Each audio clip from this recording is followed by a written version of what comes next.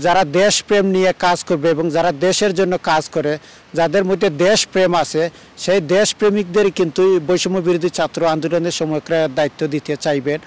এই বাংলাদেশের জনগণ কিন্তু এখন বাংলাদেশের দেশপ্রেমিকদের চায়, কোনো দুর্নীতিবাজদের চায় না, কোনো তেলবাজদের চায় না। ছাত্র আন্দোলনের সমন্বয়ক নাহিদ ইসলাম জানিয়েছেন 24 ঘন্টার মধ্যেই তারা অন্তর্বর্তীকালীন সরকারের রূপরেখা দিবেন। অন্তর্বর্তী সরকার গঠন করা হয়নি, তারা বলছে যে সবার সাথে আলাপ আলোচনা করে 24 ঘন্টার মধ্যে অন্তর্বর্তীকালীন সরকারের রূপরেখা দেওয়া হবে। যদিও আমরা ইতিমধ্যে 18 জনের একটা লিস্ট বিভিন্ন সংবাদ মাধ্যমে বা অনলাইনে দেখেছিলাম, হয়তো সেটা সত্যতা নাই। এখনও কিন্তু কোনো অন্তর্বর্তী সরকার ঘোষণা করা হয়নি এবং নাহিদ ইসলাম এবং সমন্বয়করা বলছেন যে তারা 24 ঘন্টার মধ্যে বসে আলাপ আলোচনা করে একটা রূপরেখা দিবেন অন্তর্বর্তী সরকারের এবং পরবর্তীতে সেই সরকারের নাম ঘোষণা করা হবে। এটা নিয়ে কিন্তু বঙ্গভবন সহ বিভিন্ন জায়গায় আলোচনা চলতেছে। সমন্বয়করা তারা বিভিন্ন জায়গায় গিয়ে আলাপ আলোচনা করতেছেন, তারপরেই কিন্তু একটা রূপরেখা আসবে এবং সেই অন্তর্বর্তী সরকারটাই কিন্তু যেহেতু ছাত্ররা এখানে জড়িত থাকবে, আশা করা যায় সেটা একটা ভালো মানুষদের দিয়ে হবে এবং ভালো চায় এই ধরনের লোককে কিন্তু তারা দেওয়ার চেষ্টা করবে, যাতে কোনো বিতর্কিত লোককে হয়তো তারা দিবে না, কারণ বিতর্কিত লোককে দিলেই কিন্তু আবার বিতর্ক আসবে। এবং যারা দেশপ্রেম নিয়ে কাজ করবে এবং যারা দেশের জন্য কাজ করে, যাদের মধ্যে দেশপ্রেম আছে, সেই দেশপ্রেমিকদের কিন্তু বৈষম্য বিরোধী ছাত্র আন্দোলনের সময়কার দায়িত্ব দিতে চাইবেন।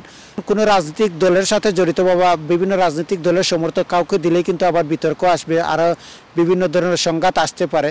ছাত্রদের একটা কষ্টের বিনিময়ে এই প্রথম কিন্তু কোনো সরকারি দলের নেতৃত্ব ছাড়া ছাত্রদের মাধ্যমে কিন্তু প্রথম একটা বিজয় এসেছে বাংলাদেশে, সরকারের পতন হয়েছে। সেহেতু তাদের মাধ্যমেই কিন্তু অন্তর্বর্তী সরকারটা গঠন করা হোক এবং তারা যা চায় সেই কথা যেন শুনে সেনাবাহিনীর প্রধান সহ রাষ্ট্রপতি সহ অন্যান্যরা, কারণ তারা যাকে দিতে চাইবে সেই মানুষগুলো কিন্তু বাংলাদেশের দেশপ্রেমিকরা হবে। এই বাংলাদেশের জনগণ কিন্তু এখন বাংলাদেশের দেশপ্রেমিকদের চায়, কোনো দুর্নীতিবাজদের চায় না, কোনো তেলবাজদের চায় না, কোনো রাজনৈতিক দলের গুপ্তচরকে চায় না।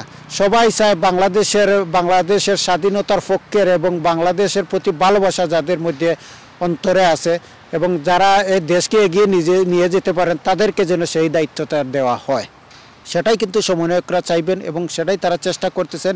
তারা বিভিন্নভাবে জানিয়েছেন এবং তারা আরও বলেছেন কোনো ধরনের সংখ্যালঘুদের যাতে উপর কোনো ধরনের নির্যাতন এবং হামলা ভাঙচুর না করা হয়, সেটা সবাইকে লক্ষ্য রাখার জন্য এবং ছাত্রদের প্রতি আহ্বান জানিয়েছেন যাতে কারো কোনো সংখ্যালঘুদের ক্ষয়ক্ষতি না করা হয় এবং যেটা প্রাথমিক জয় হয়েছে ইনশাল্লাহ সবাই এটা নিয়ে শান্তিপূর্ণভাবে আনন্দ করেন, কিন্তু কোনোভাবে যাতে কোনো সংঘাতে জড়ানো না যায় সেজন্য কিন্তু তারা আহ্বান জানিয়েছেন এবং তারা একটা অন্তর্বর্তী সরকারের রূপরেখার জন্য আলাপ আলোচনা করতেছেন এবং সেটার বিস্তারিত হয়তো আমরা খুব শীঘ্রই জানতে পারবো আশা করি। এবং বাংলাদেশের জনগণ কিন্তু সেটাই চায় যে বাংলাদেশে একটা ভালো মনের মানুষরা এবং ভালো মানুষ যারা আছে তাদেরকে নিয়ে একটি অন্তর্বর্তী সরকার আসবে, সেই সরকার বাংলাদেশের উন্নয়নের জন্য কাজ করবে, যে ক্ষয়ক্ষতিগুলো হয়েছে সেইগুলা তারা পুষিয়ে নেওয়ার জন্য বিভিন্নভাবে কাজ করে যাবেন।